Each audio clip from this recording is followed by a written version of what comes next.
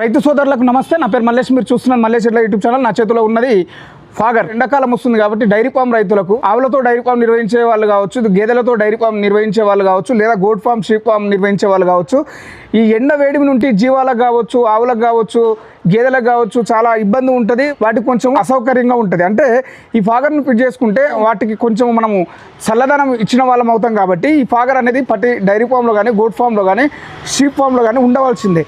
అయితే ఈ ఫాగర్లో smart timer వస్తుంది, తర్వాత స్మార్ట్ అడాప్టర్, తర్వాత స్మార్ట్ మోటార్, స్మార్ట్ ఫిల్టర్. ఈ స్మార్ట్ టైమర్ అంటే ఏంటంటే ఫాగింగ్ మనకు ఒక 2 minutes లేదా 1 minute వచ్చి ఒక 30 seconds 20 seconds ఆగి మళ్ళీ రావడానికి మనం ఇట్లా టైమర్ సెట్ చేసుకోవచ్చు. అయితే దీంట్లో వచ్చేసి 4 రకాలుగా ఉన్నాయని మనకు తెలియజేయడం జరిగింది.